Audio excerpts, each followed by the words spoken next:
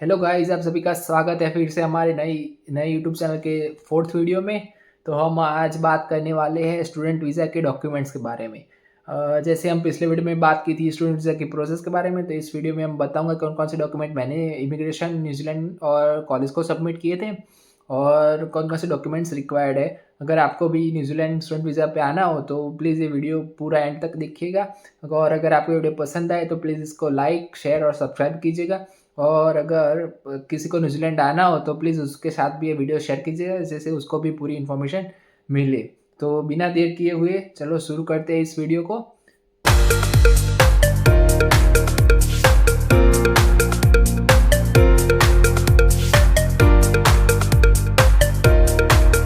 Student visa के documents से पहले लास्ट वीडियो में मेरे से दो बात रह गई थी, लाइक पीसीसी और मेडिकल, ई मेडिकल सर्टिफिकेट। तो ई मेडिकल सर्टिफिकेट में कैसा है कि हमको पूरा मेडिकल सर्टिफिकेट नहीं करना है, वो हमें सिर्फ चेस्ट और एक्सरे ही करवाना है, जो कि शायद 3000 के अंदर हो जाएगा।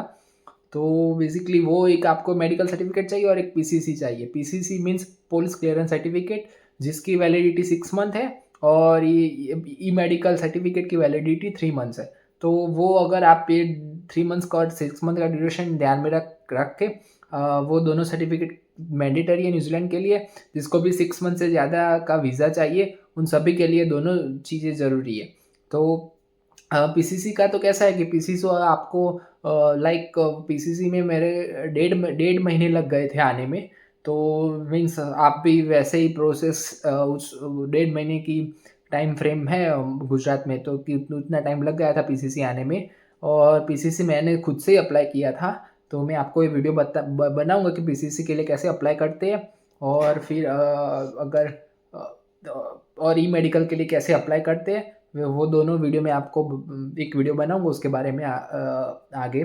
तो अगर हम इस टॉपिक में आए कि कौन कौन से डॉक्यूमेंट्स चाहिए आपको न्यूजीलैंड के लिए, तो फिर मैं बात करूँ तो सबसे पहले आपको पासपोर्ट।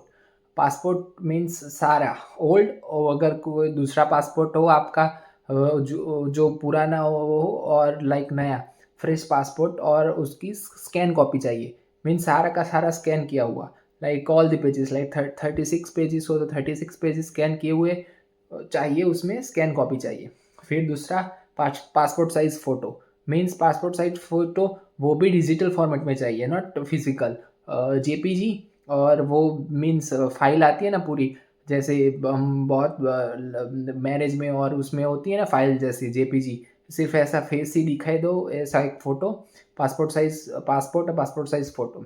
फिर कलर स्कैन कॉपी चाहिए, किसकी? 10th 12th बैचलर की मार्कशीट।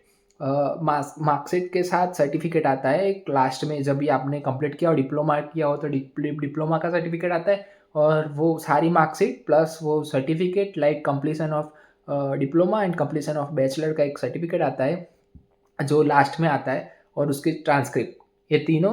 और अगर मास्टर डिग्री हो तो अकॉर्डिंग मास्टर डिग्री का सर्टिफिकेट और ट्रांसक्रिप्ट, वो फिर उसके बाद आईएलटीएस और पीटी का रिजल्ट। पीटी का अगर आपने पीटी दी हो तो उसका लॉगिन डिटेल्स भी चाहिए, कि आपका यूज़र नेम, पासवर्ड और वो सब। और अगर वर्क एक्सपीरियंस की बात करें तो वर्क एक्सपीरियंस में कौन कौन से प्रूफ वैलिड मानते हैं ये लोग, तो ज्वाइनिंग लेटर सबसे पहले। अगर आप कोई भी कंपनी में जाते हो तो ज्वाइनिंग लेटर आता है। फिर कब तक काम किया तो उसका एक्सपीरियंस लेटर। फिर job ID card, then salary account statement, tax return, form 16, salary slip, salary certificate और कंपनी इन्फॉर्मेशन, लाइक कंपनी का कोई मैनेजर का कार्ड हो और वो सब हो तो बेटर है, वरना ये वो सब तो चाहिए ही, कि joining letter, experience letter, ID card and और एक लास्ट और एक मेन डॉक्यूमेंट जो इन सभी डॉक्यूमेंट्स में सबसे मेन है, वो है एसओपी, स्टेटमेंट ऑफ पर्पस। वो स्टेटमेंट ऑफ पर्पस आपको वर्ड डॉक्यूमेंट में लिखना होता है पूरा का पूरा, कि आप कौन से पर्पस के लिए आ रहे हैं, उसमें क्या आपने क्या क्या किया है अभी तक, और आपने यही न्यूजीलैंड ही क्यों चूज़ किया। उसका एक मैं वीडियो बनाने वाला हूँ एसओपी के लिए, कि एसओपी कैसे राइट करते हैं न्यूजीलैंड स्टूडेंट वीज़ा के लिए। तो फिर वो वीडियो में ज़्यादा बात करेंगे। तो फिर उसके बाद ई मेडिकल सर्टिफिकेट, जिसकी मैंने अभी बात की, 3 मंथ का। पीसीसी पुलिस क्लियरेंस सर्टिफिकेट जो 6 मंथ का। एंड देन ना वो अगर आप फंड्स डॉक्यूमेंट्स की बात करें तो उसमें कैसा है कि लाइक सबसे पहले तो जो भी स्पॉन्सर है आपके मदर फादर उनके salary bank account statement. New Zealand में कैसा है कि 3 मंथ ओल्ड चाहिए, पहले 6 मंथ थे जब मैंने अप्लाई किया था तब, अभी 3 मंथ्स का पीरियड है कि 3 मंथ्स ओल्ड चाहिए, सेम एज ऑस्ट्रेलिया। ऑस्ट्रेलिया में भी कैसा है कि 3 मंथ्स का ही पुराना चाहिए फंड आपको, मीन्स लाइक आज आज 27 सितंबर हुई है तो 27 अगस्त जुलाई एंड जून, तो 27 जून में जो पैसे होंगे वही सिर्फ उतने ही वैलिड करेंगे वो लोग, उतने का ही वो आप मानेंगे कि हाँ वो उतने। फिर अभी आपने लास्ट ये 3 मंथ में जो भी ट्रांजेक्शन है वो उनकी कोई वैल्यू मीन्स वो काउंट नहीं होगा उसमें, वो उसमें फंड्स दिखाने में। फिर देन अगर आपके प्रॉपर्टी इवेल्युएशन का सर्टिफिकेट लाइक सीए के पास सीए सर्टिफिकेट होता है या सीए के पास आप जाएंगे, प्रॉपर्टी की इवेल्युएशन सर्टिफिकेट मांगे तो वो दे देंगे। मेरे पास था, मैंने ऑस्ट्रेलिया का किया हुआ था इसलिए मेरे पास था वो सर्टिफिकेट। और फिर उसके बाद PF, PPF, GPF, FD, LIC, surrender value, mutual fund और एनी अदर पॉलिसी, वो सारा एक्सेप्टेबल है, बट वो केस टू केस डिपेंड करता है कि कौन सा एफडी, एलआईसी वो सब है। उसके बाद अगर स्पॉन्सर मीन्स मेरे मेरे केस में तो मेरे फादर और मदर ही स्पॉन्सर थे, तो उसमें स्पॉन्सर का आईटी रिटर्न, लाइक मेरे फादर का लास्ट 3 ईयर का आईटी रिटर्न मांगते हैं, तो पूरा 3 ईयर का आईटी रिटर्न होना चाहिए। और आईटी रिटर्न भी मीन्स लाइक जस्टिफाई होना चाहिए कि इतना सैलरी है तो इतना आईटी रिटर्न हमने भरा हुआ है।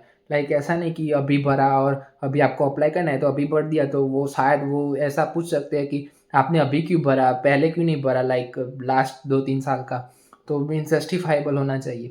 फिर जॉब ऑफर, अपॉइंटमेंट लेटर मेरे फादर का था तो सारा उसमें आ गया था। और salary bank account statement, salary slip, form 16, TDS certificate, ये सारा चाहिए आपको। लाइक अगर स्पॉन्सर के, ये सारे स्पॉन्सर की मैं बात कर रहा हूँ। अगर वो उनका लाइक मेरे फादर तो जॉब कर रहे थे, अगर आपके मदर फादर और कोई भी स्पॉन्सर बिजनेस कर रहा है तो उनमें क्या चाहिए, जीएसटी सर्टिफिकेशन चाहिए, देन बिजनेस रजिस्ट्रेशन सर्टिफिकेट चाहिए, then current account statement, PAN card, visiting card of business, sponsor IT return तो इसमें भी चाहिए। एंड देन अगर उन अगर आप लाइक फार्मिंग कर रहे हो, लाइक आपके गांव में खेतर है और ज़मीन है, तो फार्म लैंड सर्टिफिकेट 8 और 7 और 8 के उतारा, हमारे वहाँ पे ऐसा उतारा 8 के certificate and agriculture income certificate अगर आपके पास है तो। फिर Aadhaar card, PAN card of all family members, like मेरे सिस्टर आपके प्रॉपर कल, लाइक ब्लड रिलेटिव में जितने भी हैं सारे के चाहिए, लाइक मेरे मदर फादर में, मेरी बहन, मेरा भाई, सभी के आधार कार्ड, पान कार्ड दोनों चाहिए। और मेरी वाइफ के और सभी के सेम नेम एफिडेविट। एक और डॉक्यूमेंट्स है सेम नेम एफिडेविट, मीन्स अगर आपके नाम पे के पिता का नाम में एक में भाई, एक में कुमार है और एक में सिर्फ नाम है, तो ये तीनों नहीं चलेंगे, मीन्स चलेंगे लेकिन आपको एक एफिडेविट करवाना पड़ेगा लॉयर के पास जाके कि ये तीनों नाम एक ही पर्सन के हैं। तो एक ऐसा एफिडेविट आता है जो वो लॉयर करके देगा। तो एक ऐसी प्रोसेस थी सेम नेम एफिडेविट की। And then student visa declaration form, means वो तो डिपेंडेंट करता है। फिर 2 फॉर्म होते हैं न्यूजीलैंड के, student visa declaration form and financial undertaking for a student form, means वो आपके मदर फादर भरेंगे। फिर मैरिज सर्टिफिकेट, अगर मैरिड हो तो मैरिज सर्टिफिकेट चाहिए। देन बर्थ सर्टिफिकेट चाहिए। एंड देन अगर आपकी कोई प्रीवियस डिक्लाइन हो कोई भी कंट्री की, जैसे मेरे केस में ऑस्ट्रेलिया का था, तो मेरे ऑस्ट्रेलिया का डिक्लाइन लेटर था मेरे पास, तो मैंने वो दिखा दिया।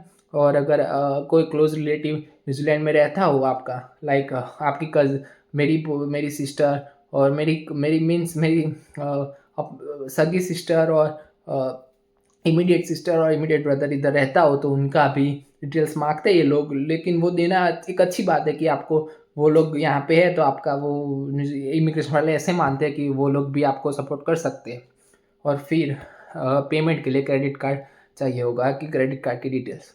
तो बस इतने सारे डॉक्यूमेंट्स है आपको चाहिए। और एक मेन बात कि अगर इनमें से कोई भी डॉक्यूमेंट गुजराती में, हिंदी में और एनी अदर लैंग्वेज में हो तो वो अभी एक्सेप्ट नहीं करते, सिर्फ इंग्लिश एक्सेप्ट करते हैं।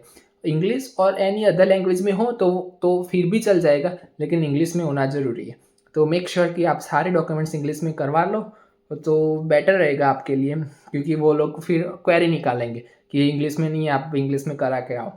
सो basically this are all the documents. मैं ये सारे डॉक्यूमेंट्स की नीचे वर्ड फाइल नीचे कमेंट सेक्शन में दे दूंगा। अगर आपको कोई भी ऐसा पार्ट मिसिंग लगे तो आप प्लीज़ कमेंट करके बताना कि मैं आपको हेल्प कर सकता हूँ उसमें कमेंट में ही। और अगर आपको ठीक है, तो अगर आपको ये वीडियो पसंद आए तो प्लीज़ इसका शेयर, सब्सक्राइब और लाइक कीजिएगा और अपने सारे दोस्तों को भेजिएगा जिसको भी न्यूजीलैंड आना हो।